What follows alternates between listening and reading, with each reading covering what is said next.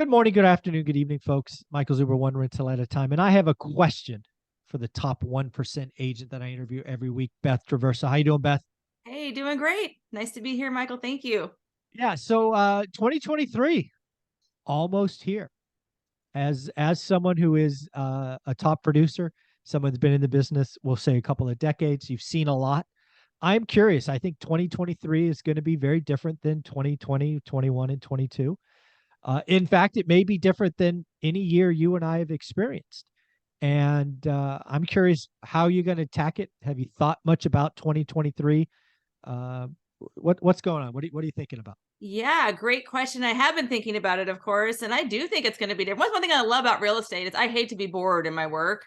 You're not going to be I bored. couldn't sit there just doing the same thing every single day. I go absolutely crazy. So I love real estate and I love real estate sales because it's always a chance to pivot and learn and adjust and you got to dart around and try to stay ahead of things and Hmm. remain competitive and keep your edge and learn.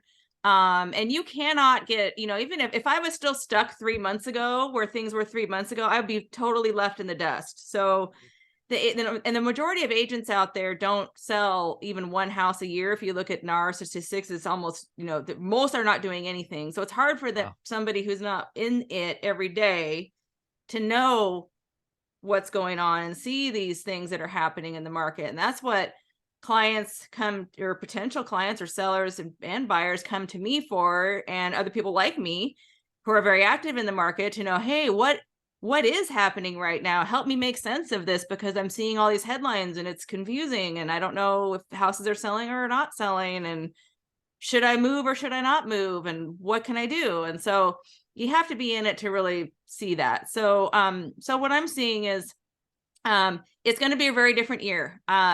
I cannot, it's very hard to ever try to predict what's going to happen in real estate, but there's some things that agents and people like me can do. Anyone who's self-employed, I think, is to try to, keep your keep an eye on your expenses so that even if your income takes a dip, because I'm 100% commission based and I only make money when and if it sells, and I'm putting money into things kind of just well, hoping isn't the right word, but like I put it in, I'm investing money into the properties and the job with no guarantee of ever being paid for that. So Yep. there's risk involved. It's a risky occupation, honestly. So Hmm. the way to stay ahead of that is to be mindful of the budget, and making sure that I'm not spending more than I'm bringing in. And even in the best of times, in the boom times of 2022 and 2021, I'm always putting money away and saving and keeping reserves and constantly working, because you can't get stuck on the roller coaster where like you get a couple of deals and you're working really fast and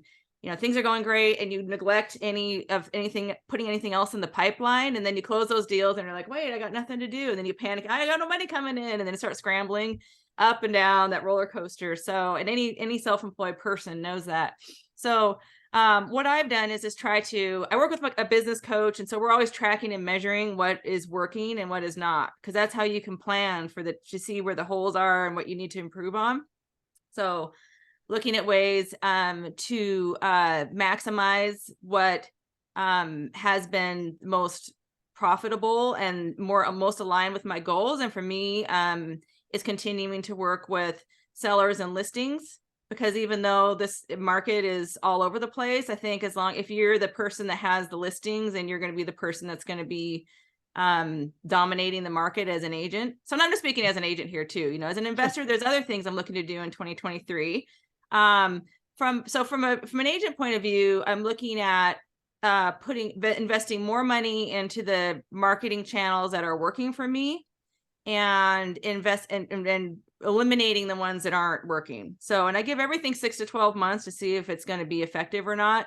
And then I'm doubling down on the ones that are the most important, like taking care of my past client and sphere. That's always number one. And then also, sphere is one of those words, like means in sales, it means everybody Hmm. So, and also working on my farming, which is working really well, Google ads, things like that, investing where people are going to find me and see me, and what has been effective. And then eliminating some other things that I was putting money in that really weren't moving the needle at all. And as far as an investor, what I'm looking to do is, so this might be a little different than what other people are doing, but this year I bought a whole bunch of properties and they needed basically studs out gut job remodels. And I'm feeling like I need to just kind of finish those up. And because, being, like I said, a self-employed commission-based person in a high risk profession, I got to be careful to not overextend on these projects and just keep buying more and more and more. So, and I fund most of these. I don't use hard money. Thank goodness I don't have that ticking time bomb. I never have. Not, there's a place for it, but I don't like that stress. So we're just self-funding, So what I'm looking to do is basically finish those up, replenish the fund. I mean, it's still there, but I like to keep a really big secure, it makes me sleep better at night if there's a lot of liquid funds to live off of, use for investing. So I'm probably going to take a little bit of a breather for the first part of the year, at least, honestly, unless something comes along, another seller financed opportunity that requires zero down. I mean, like, why not make that work? Right. But I'm probably going to take a little bit of a breather, especially for the ones that know gut, for the sake of my own sanity and my husband's sanity. I think we need to just not do that for a little while. That works. Yeah. Yeah. So a couple quick questions. So we'll go back to you, the agent broker, first. You obviously have a team. You have people that work for you, people on salary.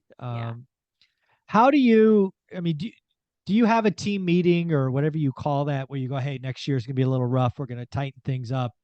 And basically do that to make them feel comfortable, because I see a lot of people out there that are nervous for their jobs. And sometimes, letting them know, hey, I've got this put aside, your salary's covered for the year. We're going to have to work harder, but I want you to know your job's not in jeopardy. Do you have those conversations in a group, in one-on-one or a one-on-one environment? we do. Yeah. And thankfully I've got such a small team that, we operate really, I mean, they're all so vital to me that I make sure they know that, and that I'm not looking to ever eliminate anybody, because we're already so lean and mean. Yeah.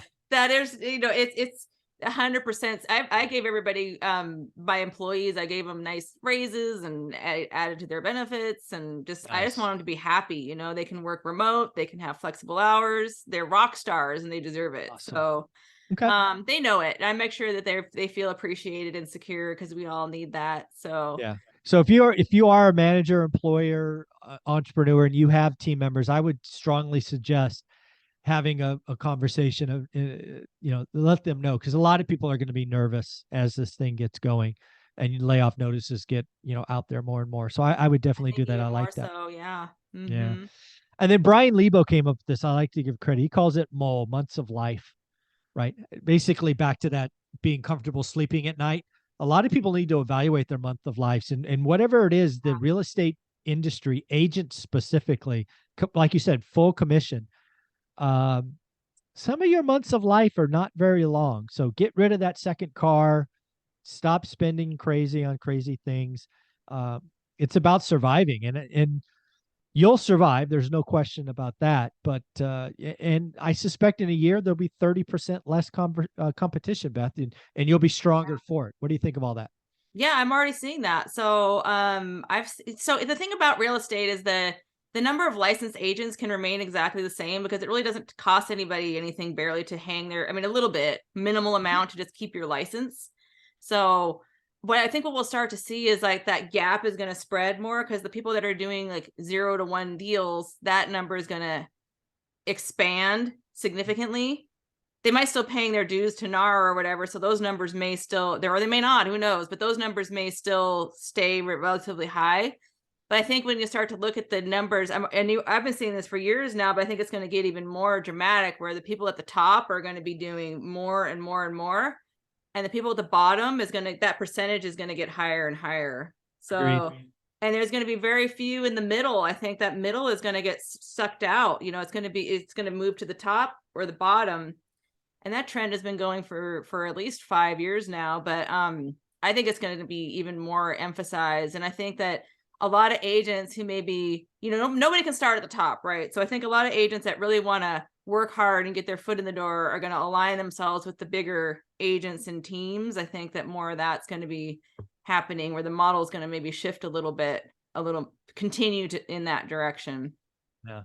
This is always a fun conversation. I'm thinking about 2023 already myself.